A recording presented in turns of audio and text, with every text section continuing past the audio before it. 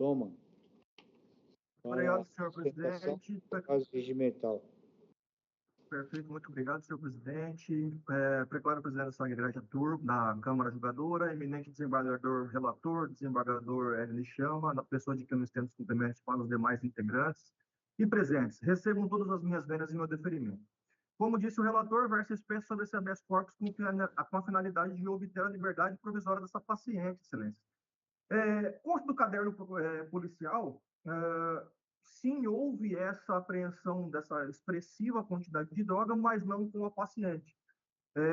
Foram feitos 3 abordagens, 3 veículos, sendo que um deles estava levando essa droga e no carro em que a paciente estava, como passageira, como um bode expiatório, foi apreendido apenas uma quantidade de maconha para seu consumo próprio. Eu vou fazer aqui um relato aqui do caderno policial, para a gente entender um pouquinho melhor como que se deu essa dinâmica dos fatos. Consta, então, desse caderno policial que em uma abordagem, né, a Polícia Rodoviária Federal, ele abordou um veículo Kwid branco conduzido por outro flagranteado, que era o Matheus. Ele foi abordado e, em revista, ele foi encontrado aproximadamente esses 50 quilos desses entorpecentes de diversas espécies, como o relator disse. Momento posterior, excelências, em outra cidade até, tá?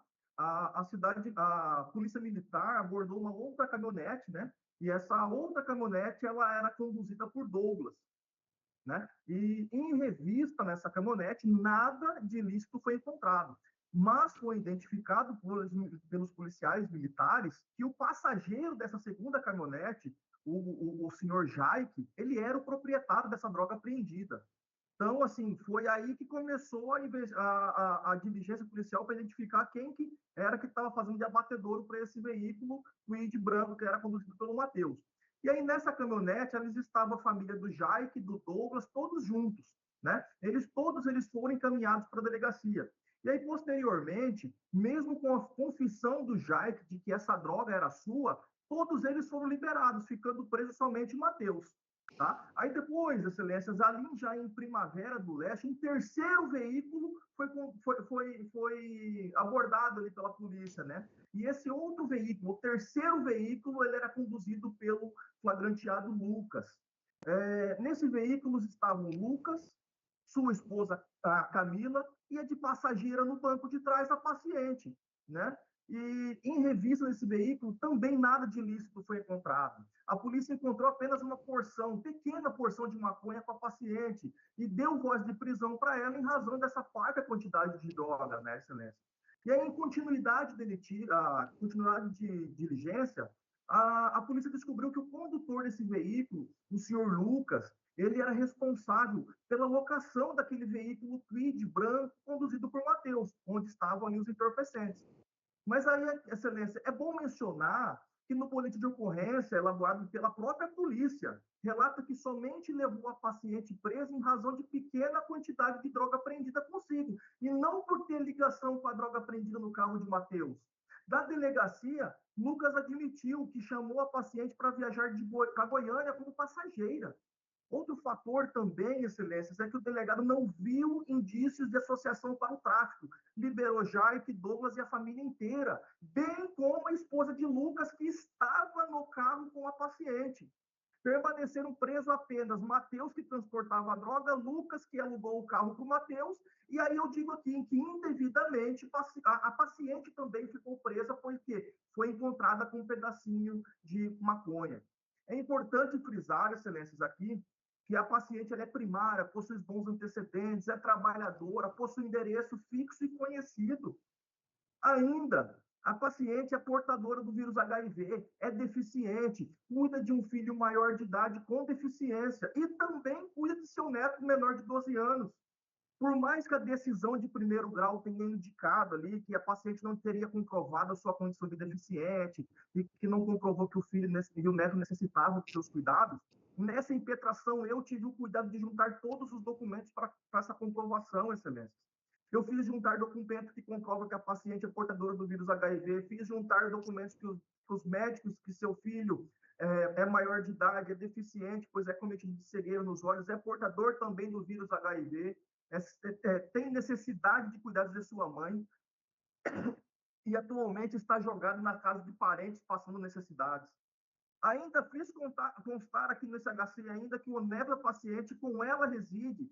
Segundo os documentos que juntei na inicial aqui desse habeas corpus, a sua filha e o pai da criança não têm condições psicológicas nem condições financeiras de cuidar dessa criança. Logo, ela preenche os requisitos, excelência, para essa prisão domiciliar, o que é um dos pedidos da impetração. E aí, quanto à preventiva em si, excelências, a decisão que ela converteu o flagrante em prisão preventiva fundamentou de forma inidônea e genérica esse decreto prisional. Eu peço vênia aqui para ler um excerto, excelência, dessa decisão no tocante a paciente, que eu abro aspas. A garantia da ordem pública, tendo em vista a gravidade concreta da conduta delitiva, supostamente perpetrada, uma vez que foi surpreendido transportando considerável quantidade de substância entorpecente, bem como o modus operandi, o qual visava a sua distribuição, venda e, por consequência, o atingimento de grande quantidade de pessoas. Outro sim, verifica-se que a forma de acondicionamento, diversidade, a quantidade de substâncias entorpecentes apreendidas são fatores que indicam a dedicação à traficância, autorizando a decretação da prisão preventiva para a garantia da ordem pública. Quanto aos outros autuados, o fato de serem primários, que é o caso da paciente, por si só não garante automaticamente a concessão da liberdade provisória. A decisão sobre a concessão ou não da liberdade provisória depende de uma análise mais ampla, considerando outros fatores como gravidade do crime, risco à ordem pública, risco de fuga, conduta social, etc. Como se não bastasse, não se pode olvidar que a liberdade dos autuados certamente acarretará um sentimento de impunidade, o que gerará descrédito das instituições constituídas. E eu fecho aspas. Vejam, excelências, que a decisão ela menciona que o perigo da liberdade da paciente seria a gravidade do delito, pois ela teria sido abordada transportando drogas e o modus operandi seria a venda. Trata-se, pois, então, não de gravidade concreta do delito, mas sim da abstrata, pois transportar e vender são elementos elementares do tipo penal, logo não são aptos a justificar uma prisão preventiva.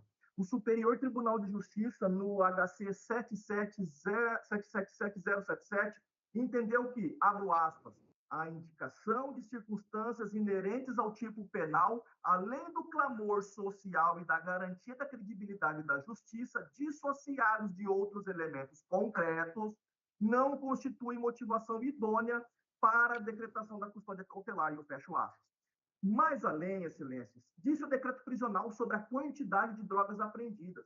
Ocorre que, conforme decidido no STJ, no habeas corpus 735-669, assentou que a quantidade de drogas por si só não é suficiente para justificar a decretação da prisão preventiva. Cabíveis, então, medidas cautelares menos severas.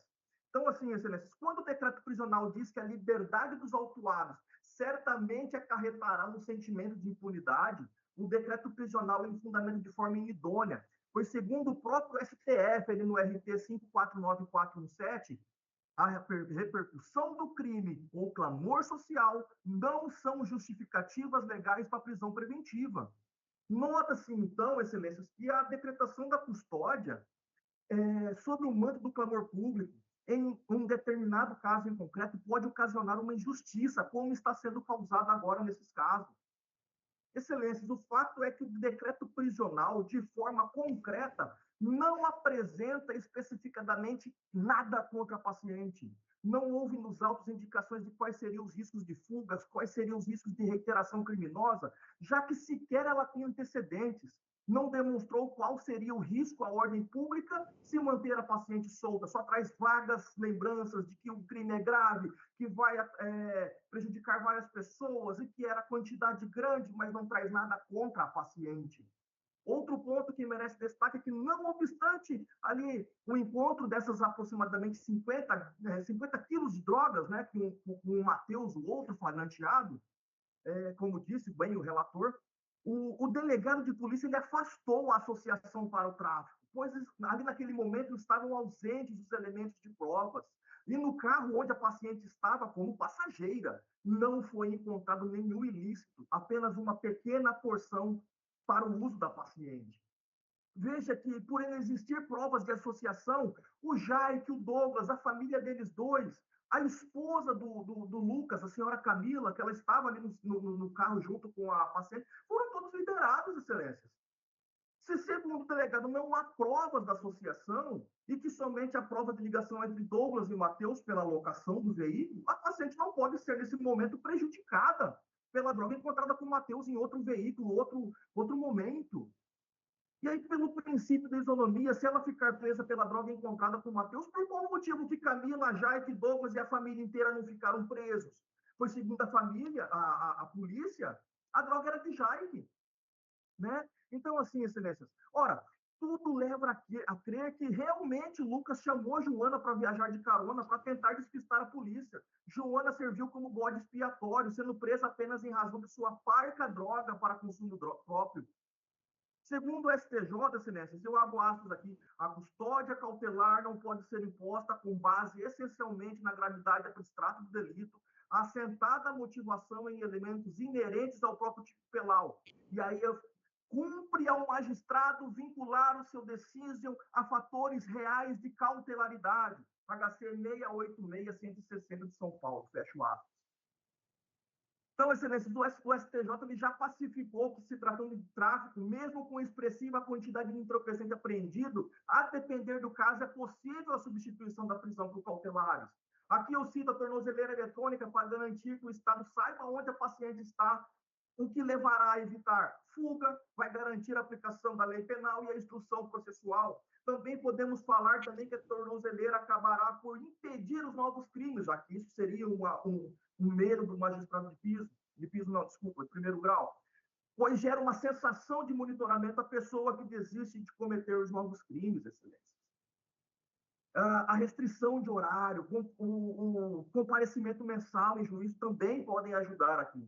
No caso, a paciente foi encontrada em veículo diverso, porque se estava transportando a droga. Não há provas do vínculo dela com a droga apreendida. Foi abordada como carona no veículo dirigido por Lucas, a indicar que realmente foi utilizada como bode expiatório.